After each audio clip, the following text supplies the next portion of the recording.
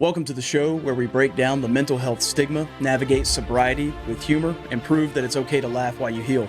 Let's get real, let's get honest, and maybe a little weird. Growth is messy, but you don't have to do it alone. This is Sober Psychology.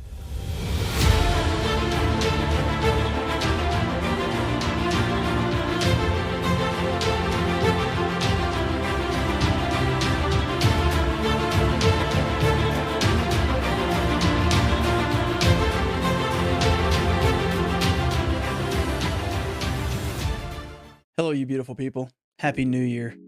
It's 2025. We made it. We did it. Put 2024 back behind you, rear view mirror, 2025. Let's start kicking it. Welcome back to the show. Welcome to Sober Psychology. My name is Michael. I am your host, as always. And today we're talking about emotions. This is episode 12. This one was tough. I've rewritten this one 3 times, just so you guys would know. I've changed the title. It was originally going to be called F Your Feelings, but I figured that was a little bit too harsh.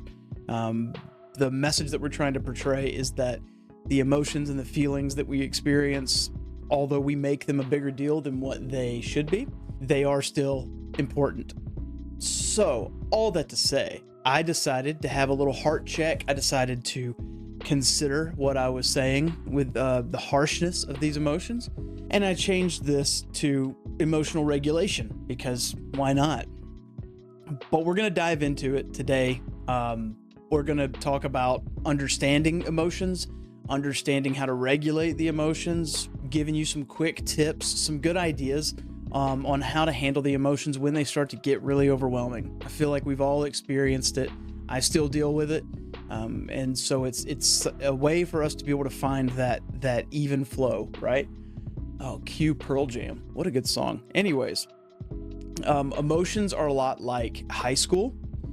When you're in it, it's the most important thing in the world. And then you're out of it and you're like, what the hell was I thinking? That's kind of like emotions, right? We're going to see how the emotions bounce back and forth. And the emotions do cause physiological effect. There are physiological changes. You'll also see that there's going to be a lot more negative emotion than there is positive emotion. Although those positive emotions can be powerful, we do tend to have more negative emotion.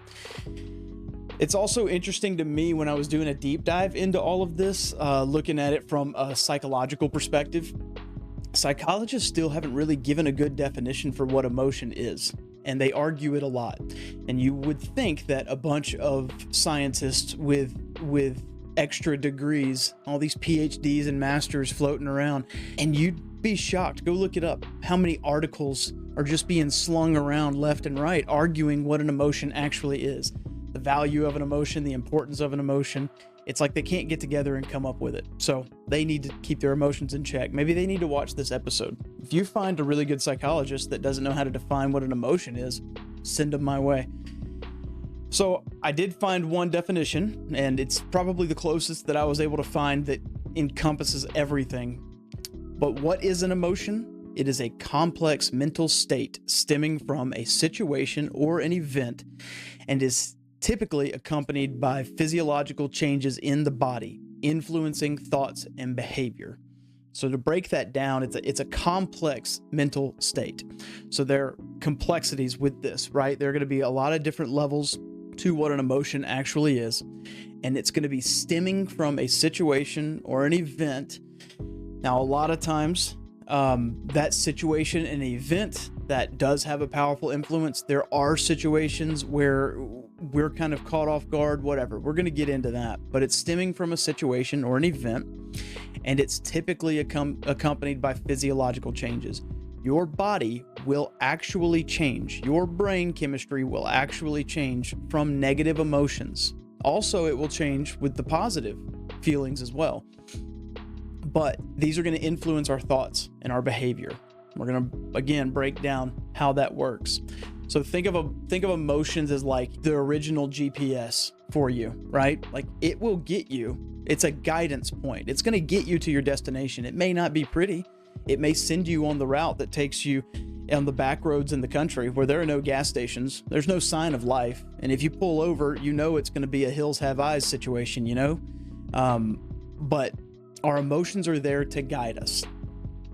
I've talked about this in a previous episode, but I feel like a lot of us are made to feel guilty for the emotions that we have.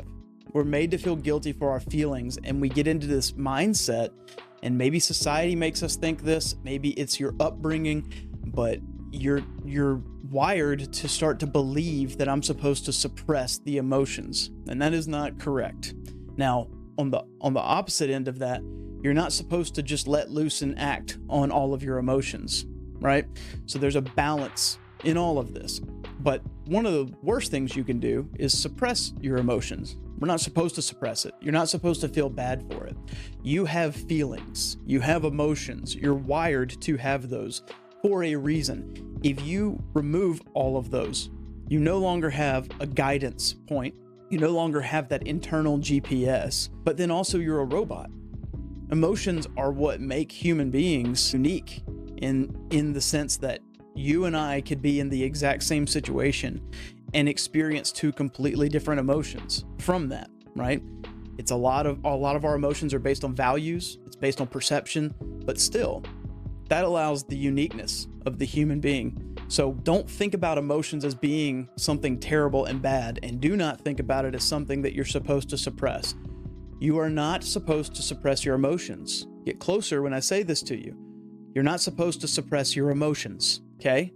You're supposed to learn how to handle your emotions. We're going all over the place with this. I want you to get this. You need to learn how to handle your emotions. We're going to talk about that. I'm going to give you some practical ways to start naming it, to start tackling it, because emotions do get overwhelming, and we are wired to have these emotions.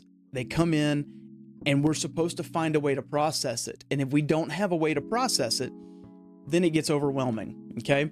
So imagine like your emotional, just always, like, since I use the analogy of a GPS, I'm thinking about like it giving you those audio cues, like take a U-turn before texting your ex, you know, like our emotions do get out of, that may actually be a really good invention now that I'm thinking of it. We're not here on the entrepreneurial side of social media, but there should be some entrepreneurs that should sneak in here and find a way to give me an emotional GPS audio cue. Anyways, I digress. So let's talk about the scientific side of the emotions real quick so we can lay that groundwork, and then we'll jump into the other parts of it.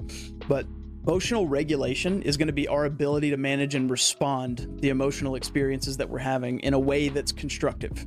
Okay, so that's all emotional regulation is. Instead of letting the emotion come in and us freaking out, we're going to find a way to work with it so we're not just reacting to it every time.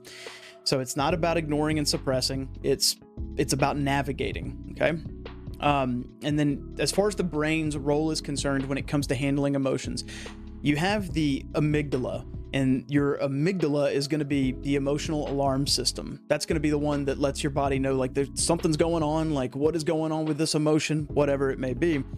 And then you've got the prefrontal cortex. The prefrontal cortex is like the adult in the situation. It's like the mature, wise. Actually, I shouldn't say adult, because I know a lot of adults that aren't mature and wise, myself included. But the prefrontal cortex is going to be the decision-making part of your brain. It's going to be the one that allows there to be some level of self-control. The amygdala is just setting an alarm off in your system, letting you know, oh gosh, crazy things are happening. Prefrontal cortex is like, all right, let's think about this for a second. So these two sides of your brain, parts of your brain, are going to be competing a lot. Almost every time there's some type of emotional exertion or extreme emotional experience. All right. And so a lot of the common pitfalls are when the feelings overwhelm us, and it's going to be because the amygdala is what's taking the wheel. And this can lead to a lot of knee-jerk reactions, a lot of those spontaneous moments where, you know, you're having a conversation or an argument with your spouse, and instead of listening to what they're saying and processing it, you just immediately start yelling. That's going to be your amygdala. That your prefrontal cortex is just sitting on the bench on that one. Your amygdala is what is making you freak out. Or when you're feeling lonely or sad about something and you immediately go to text an ex, which we know is never a good idea. It's never a good idea. Don't text your ex ever. But you're in that emotional state where it just feels like your chest is ripping open and you don't know what to do. And so I'm going to go to a comfort, right? So your amygdala is setting off an alarm. Hey, you're sad. You should make yourself feel better right now. Whereas the prefrontal cortex would say, okay, we're sad. Why are we sad? What are the reasons that we're sad? What values are being affected with our sadness? What's the better way to move forward with this? That's going to be the difference between those two. Okay. Suppression definitely does not work. So again, like we talked about, when we're experiencing those extreme emotions, the last thing you want to do is just ignore them and act like they're going to go away. They do not. And if you've paid attention to any of the videos on this podcast, if you've paid attention to the name in general, psychology, you're going to know that never will a good psychologist, a good therapist, a good friend, a good mentor, never will any of those healthy human beings in your life tell you, yeah, just ignore it, it'll go away. Because it doesn't. Suppressing your emotions, and there isn't a whole lot of science behind it. This is more from like an experiential standpoint, but ignoring the emotion is just going to let it grow. It's going to let it fester, right? And so getting into like an emotion for that. So let's talk about happiness. That's an emotion, right?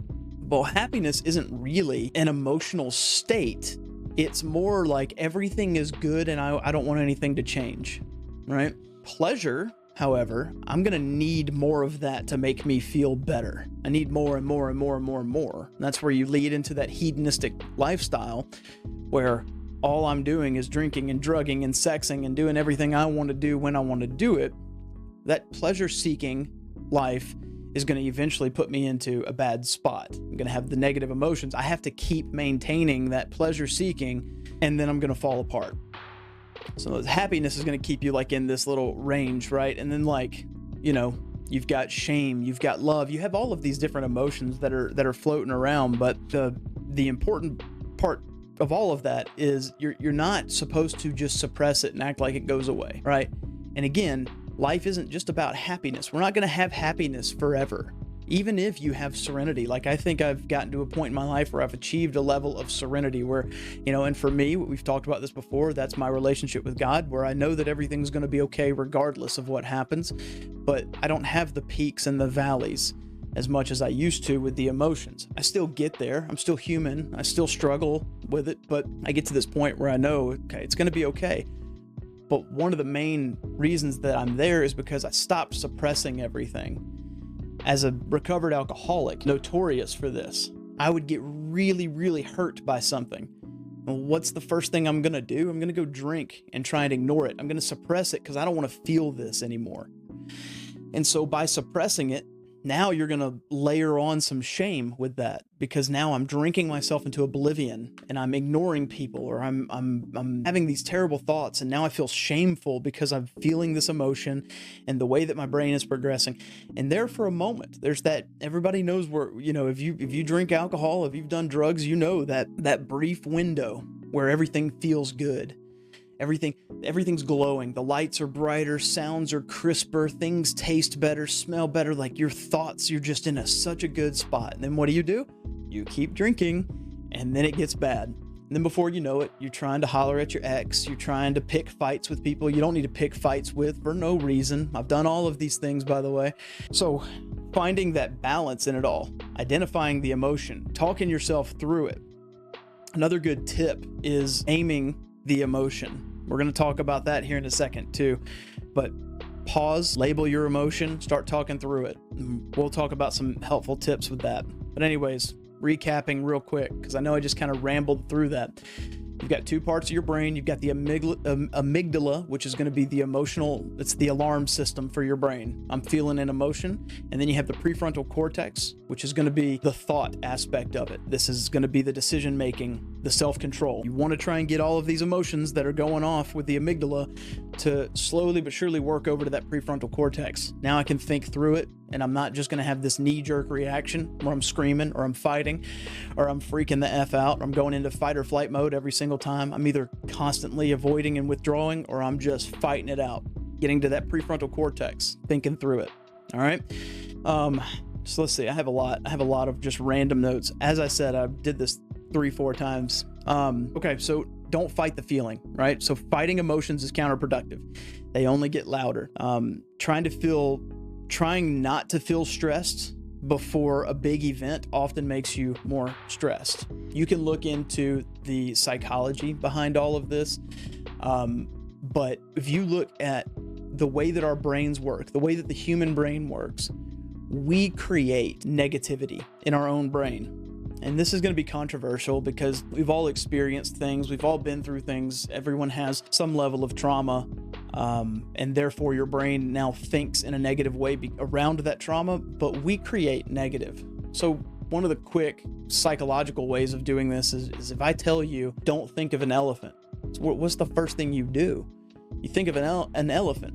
The same way that we do with ourselves. If we have a fear around something, if we are wanting to set expectations or we don't want something to happen, we get freaked out about it because we start creating that negative headspace. The reason you're getting bent out of shape because you're about to hit a job interview is because now you're telling yourself, I need to prepare more. I'm not prepared. You could have spent the previous month preparing for the job interview, and then you'll get nervous on the day of the interview, telling yourself you need to prepare more. And that's just the amygdala going off. You're in a situation where there's going to be a lot of emotional exertion. There's going to be a lot of quick thoughts that are coming in and out of your head. And you need to sit there and process through that in the right ways, right? So paying attention to it puts it to that prefrontal cortex. Why am I getting nervous? I know that I'm prepared for this. Talking yourself out of it. You know, there's no shame in that. We've talked about this too. The journaling aspect is huge in this situation. So identifying it in a way where you know that you can get your feet planted. I know that I'm ready for this. Why am I still freaking out about it? Talk about it, talk through it, name that fear, name whatever it is, the emotion that you have, and don't get bent out of shape. Or you could do what like most people do, or I've done before. You sit and you stew. I'm like, oh my gosh, I'm not prepared. I'm not ready. What am I going to do? And it's tough. It really is tough. I know that this is something you got to think of emotions almost like a skill level, right? In sports, there are some people who are much better at swimming. There are some people who are really good at soccer. There's some people who are really good at hitting a baseball. There are some people who can catch a football all day long. It's the same thing with emotion. There are some people who handle sadness better, or some people who handle anger a lot better. I don't handle anger very well. That's one of my weaknesses. When I get mad, and I like it because anger is like a comfortable place for me. I think it is because it's a very familiar emotion. But then I have to ask myself, why am I getting angry? It's because I haven't developed the skill like I want to be able to process through that and work through it and resist, if you will. And it's the same reason that you see some people who are just so chill and serene and they're so calm, but then like the smallest little thing and they act weird about it. You know, it's just everyone has a different skill set with these emotions, probably because of familiarity. There are some people who are very familiar with certain emotions and some people who aren't. They haven't been in the same life situations, and there's nothing wrong with that. But so there's a term in psychology when it comes to naming your emotions. It's a name it to tame it. And I hate, you guys know, I hate the little catchy things, but name it to tame it.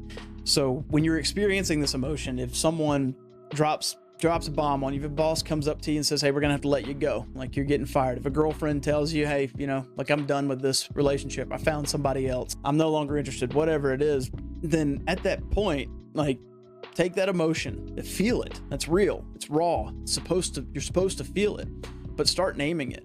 Like, I'm hurt. I'm pissed off. Why am I hurt? A girlfriend wants to dump you or the boss wants to let you go. Well, why am I hurt? It's because I'm angry. What I want to do is I want to go in there and I want to throw everything in that office. I want to tear down the building. I want to burn it down and walk away. Or I could just sit and process it. I'm angry right now because I've got fear of disappointment. I hate disappointing people. I feel like I disappointed them. Or I've got fear of abandonment when it comes to the relationship aspect of it. And if someone dumps me, I feel like I got abandoned. I'm used to being abandoned. I don't like that feeling anymore. And so you start working through that in a healthy way. You start to push that from the amygdala to the prefrontal cortex. And now you're in a decision-making process. Through talking about that emotion, through internal processing, you're going to realize you probably won't have that knee-jerk reaction. You're probably not going to go in and burn down the building. You're probably not going to constantly text that ex. You're probably not going to act like an idiot and try and hurt everybody else because of your insecurities. And therefore, you have now named it and tamed it. Congratulations. This is not easy. This is expert level. If you're a skier, this is black diamond. This might even be double black diamond. What's above that? I don't know, but still, You see what I'm saying? So get to the point where you're talking almost to the emotion. This is another pro tip. Act like you're texting that emotion. Like if you were to have a text conversation with anger, like what would y'all talk about of that situation? And I know it's silly, it's kind of childish, but it's a reasonable tip, I think. I think it's one of those things that just, instead of immediately bull rushing into a situation, you have someone like squirting water onto your face and you're like, okay, let me think about it for a second. Amygdala, alarm system, go into the prefrontal cortex, which is the decision-making part of it. It takes practice, guys. This is not an easy thing to do, okay? So why do we feel what we feel? Emotions, as we said, are going to be rooted in values. So for example, if I'm angry about a friend canceling plans, it's because my value is reliability. I hate when people cancel plans because I've changed my day. I've set my expectations. I'm excited about something. And then somebody cancels last minute and I've been the one to cancel too. So I can't, this is all hypocritical, but I'm mad, not necessarily at them. I'm mad because my value was threatened. And my value, something that I put a lot of value on, is reliability. So if someone cancels plans on me, now that value is in shock, I'm going to turn to anger. That's probably what's going to happen. So again, you go into the part of naming it, figuring out, why am I so mad about this? Like, what is going on? And a lot of what that does too is puts you in a situation where you realize this is such a small moment, getting past it. But what makes this small moment 10 times worse is my reaction. That's the problem with the emotions, right? Our emotions are a guidance point. Our emotions are there to help us figure out why we feel what we feel, what's going on in front of us, what's happening. Survival. At the end of the day, our emotions are helping us to survive. And if I'm taking that emotion and immediately reacting on it, I'm now just throwing gas onto that fire. Whereas I need to step back and I need to just let that fire burn out on its own. Or I could process and find a way to put that fire out appropriately.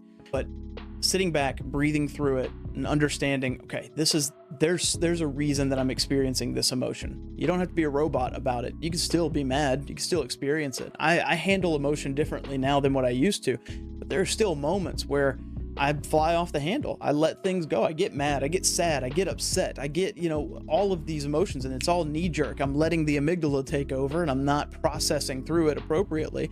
But my reaction every single time makes the situation 10 times worse. What you could do if your friend canceled plans on you, let it process, let it sit, go back and talk to him. I'm just going to shoot you straight. This really hurt. And this really upset me. And it's because I value reliability, and it felt like in that moment you weren't reliable. And I'm just letting you know because I don't want it to turn into some level of anger with you. And I'm not mad at you. I'm mad at the situation. Okay, like now we can have a conversation about it. I'm learning how to put that fire out the appropriate way. Name it, tame it, let's go. I put in here to share a time when I understood my emotions in a situation only to realize there's a deeper meaning to it. And a lot of this has happened, I think, since I've gotten sober for sure. I know, but a lot of it's happened like in the relationship with my wife. A lot of the frustration with her, sometimes she processes things differently than I do. She will avoid. I don't like to avoid. I run right into it. Now that I'm sober, I say that, but used to I would avoid. But getting to a point where I can at least pay attention to that and tell her, like, I cannot stand when we know that something's going on and you just avoid it and act like it's going to get better. It doesn't get better. And explaining to her why, and then getting to a point where we can now communicate about that. That's been very important, right? But a lot of the deeper meaning behind it was because of my upbringing. Again, as most of you who have followed along in this journey know my past. I got an abusive alcoholic father. I have an emotionally abusive mother. I have a problem with over-explaining myself. And the reason I do that is because I feel like I have to justify everything that I'm doing in order to bring any type of value. I can't just be valuable for who I am. This is what happens when you have hypercritical parents, you have control freak mother, you have a father who is absent. You get into this mindset of thinking, I have to over-explain everything. And I'm still bad about it. I don't do it very well. I over explain very well, but I don't do processing through that very well and believing that I'm valuable just for who I am. And so a lot of my wife, when she avoids things, it makes me feel like I'm not worth talking to. It gets me into that mindset of understanding that like I'm just not worthy. So I have to name it and tame it. I've got to talk to her and say, when you withdraw like that, it makes me feel like I'm not worth having the conversation with. It makes me feel like I'm not worth fighting for. And that has been a huge point for us to change. It helped her understand where this anger is coming from, where the sadness is coming from. And it's just a work in progress. You name it and you tame it. So a quick activity for this for y'all is reflecting on a recent emotional reaction and figure out the value for that.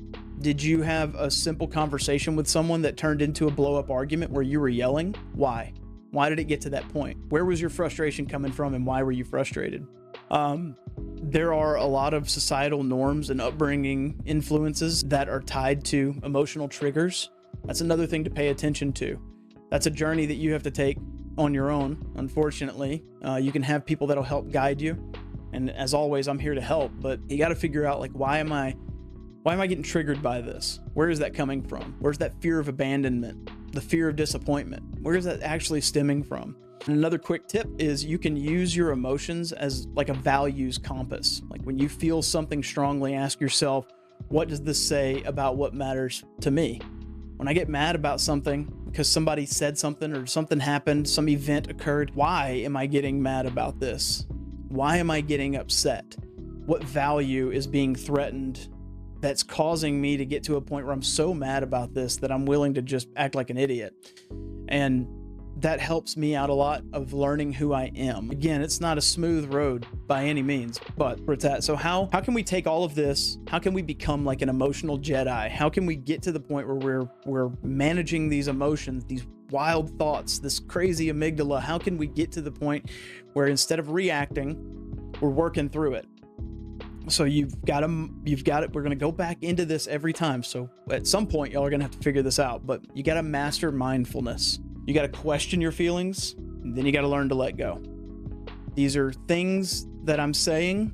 It's a short little note on my iPad. These are big ones, though. There's a lot that goes into each one of these. Master mindfulness, question feelings, learn to let go. Okay? As far as the mindfulness is concerned, so what is it and what isn't it? Ask yourself that every time that emotion comes up. What is this? What is this actually anger? Or is this just something that I'm responding to that's attacking my value? What is that value? Start to question everything in that regard.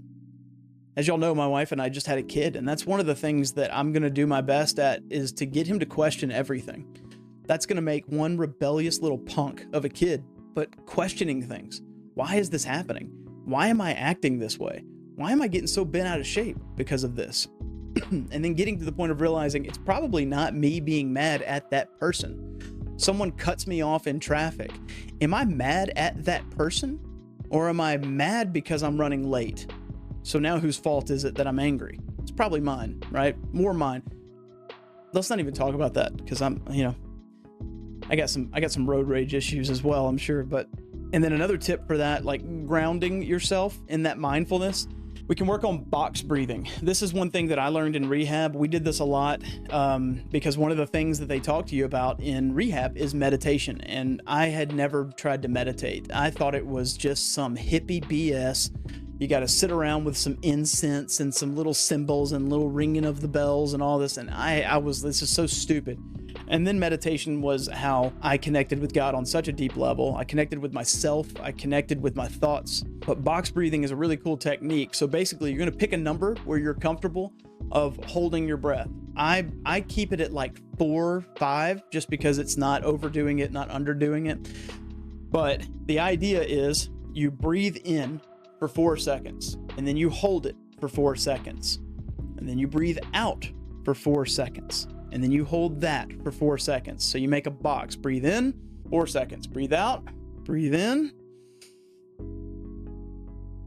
breathe out. And so you're breathing, holding, holding, breathing, holding. And you're just doing the whole box breathing, right? So letting out for 4 seconds, holding 4 seconds, breathing in for 4 seconds, holding 4 seconds. And you just keep doing that over and over again. There's also the 5, 4, 3, 2, 1 technique, and I'm gonna butcher this, but you pick 5 things immediately, wherever you're at. Pick 5 things that you can see. Pick 5 things that are 5 things that you could see, 4 things that you can touch, 3 things that you could hear, 2 things that you could smell, 1 thing that you can taste. It just gets you into this. It puts all of these thoughts that are jumbled into that prefrontal cortex. Now I'm trying to figure things out, as opposed to the alarm going off of feeling an emotion, feeling a certain way.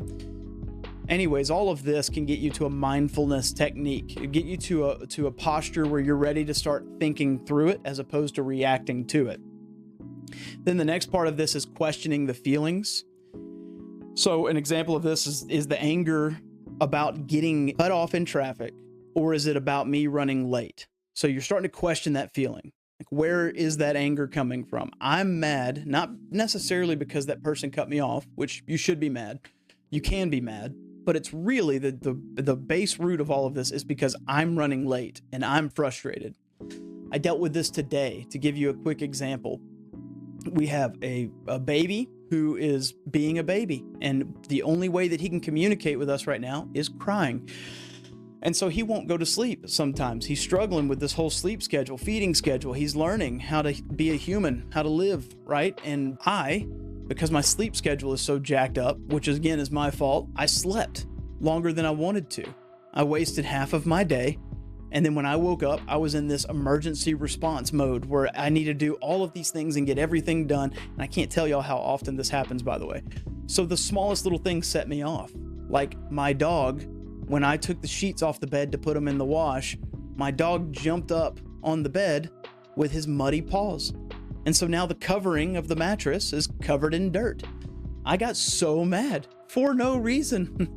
The reason I'm really upset, if I pay attention to it, is because I'm running behind my schedule because I chose to sleep in.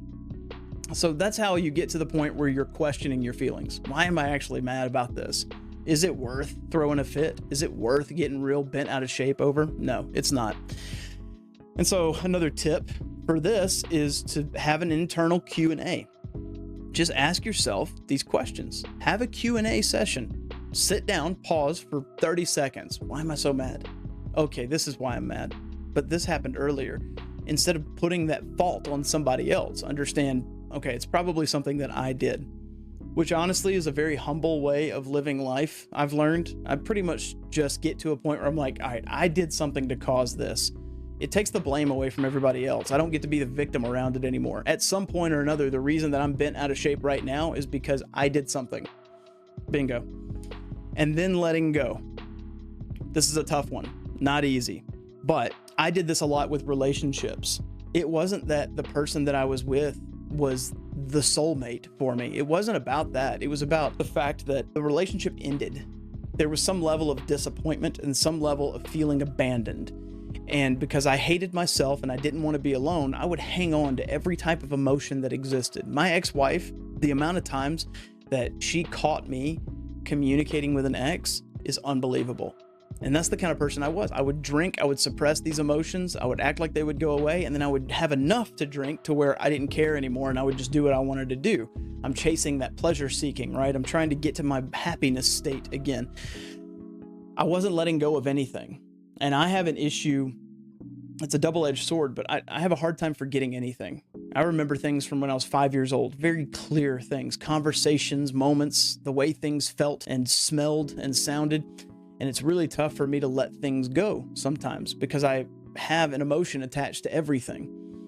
But getting to that mindfulness point of understanding that if I'm chasing emotion, if I'm going after some level of emotion, then there are going to be ups and downs with all of it.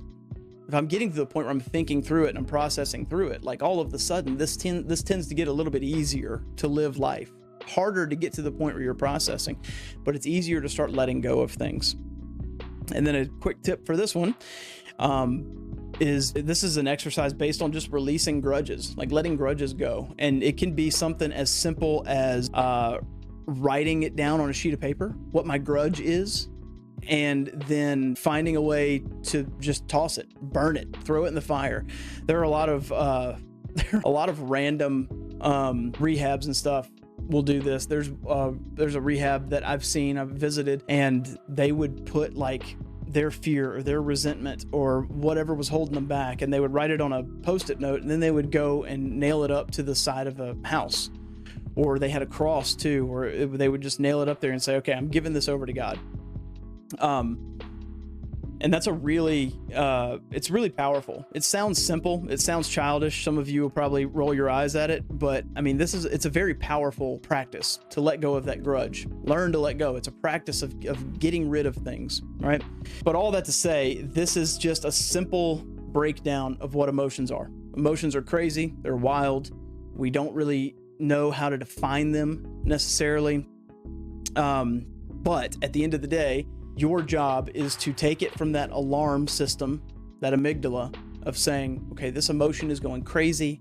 This is freaking out. What do I do? To processing through it. Name it and tame it. Why am I feeling this?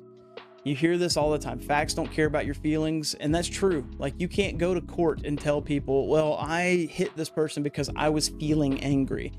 That's not the way that works. We got to get to a point where we're working through it. It's a muscle that you have to develop. This mindfulness journey, this journaling, the meditation, all of these things are processes that you have to grow at and get stronger, get better at. You want to have a better relationship? Learn who you are. Learn how to be content and happy with yourself. It's not the other person's responsibility to be happy. Come here, get closer. It is not the other person's responsibility to make you happy, okay? You have to get to a point where you are taking all of the emotions that you're experiencing and you're processing it. I'm going to name it. I'm going to tame it. I'm going to figure out what value is being threatened, but's causing this extreme emotion. And I'm not going to let it get me bent out of shape. I'm going to get to the point where instead of having this peak in this valley, I'm going to find this even flow, this even kill. This is why we don't base emotions, or we don't base love off of emotion. I think our society is terrible at that. And it's because of music. It's because of movies. It's because of pop culture, all this stuff. But love is not an emotion. Love is an action. It's a verb. I'm going to choose to love somebody better than I did the day before. I'm going to choose to love that person for who that person is. I'm not going to feel love, because then what happens is that one day I may feel it. One moment I may feel it. And then the next moment, I just don't feel it anymore. My dad said this to my mom when they got a divorce. He said, I just fell out of love with you. You didn't fall out of love with anybody. You were just chasing a high for as long as you could. And then your whole life was spent trying to fulfill this level of happiness. And so you started getting external things, buying this and doing whatever you wanted to do. You didn't fall out of love with anybody. You chose to stop loving somebody. I did the same thing with my ex-wife. I chose to stop loving her. It's not an emotion. It's not her fault. I chose to do that. So if you can get to a point where you understand that life is not about chasing your emotion, the goal is freedom. The goal is to be able to be who you actually are. The goal is not to say that I'm going to chase the next emotional high. The goal is not to say that I'm so overwhelmed I have to stop this sadness. I have to end this misery. I have to stop this anger. That's not the goal. We make emotions more important than they're supposed to be. All emotions are a point of guidance for us. This is why you feel the way that you feel. You're feeling this way because something is going on. You need to pay attention to it. There are more negative emotions than there are positive emotions. And that's an ancestral thing too. Our ancestors had to process through negative, scary, monstrous type of emotions because they didn't want to get consumed or killed by negative, dark, scary monsters. And so they had more negative emotions that they were having to deal with. They didn't have time to be happy and dance and drink and party around the bonfire because something bigger was going to come and get them. Somebody was going to come and conquer their territory. So the negative emotions, that's a normal thing. Whew. All that to say, we've got to find a way to start processing through it. We've got to find a way to take it from the alarm system, which is the amygdala, telling you that you have the emotion, to the prefrontal cortex that's telling you we should probably think through this. Let's figure out what's going on here. It is a practice. It is constantly going back to the grindstone, sharpening that axe. I'm going to go keep chopping wood. And then when that starts to get dull, I'm going to go back to the grindstone again. Keep working on it. Keep challenging yourself. Keep pushing yourself. I would challenge all of you to sit down and think about the last time you had an emotional outburst and start to name it. Name the moments in that. Why did I get so mad? What emotions were there? Why is there sadness? Why is there anger? Where is that actually coming from? Take it a step further. What value was being threatened that pushed me to that emotional state? Anyways, I'm going to stand down from that. Love you guys a lot. Thank you all so much. We're killing it on TikTok. We're having a lot of fun. YouTube is growing. You guys are doing great with commenting and reaching out, and I appreciate you greatly for it. As always, soberpsychology@gmail.com. Reach out if you have any questions. You can also hit me up on socials, and I will be glad to talk through whatever you want to talk through. But you guys are great. Love you guys a whole lot. Please, if you feel like you're being led to do so, if you liked any of the content, please like and subscribe. Please comment. Please share. Any type of organic marketing and attention and engagement helps out a ton. But we will be back next week. You guys enjoy your first week of 2025. If you're listening to this, thanks for journeying with me. Love you all so much. Keep your head up. Keep your heart open. Go help somebody. We'll catch y'all next time.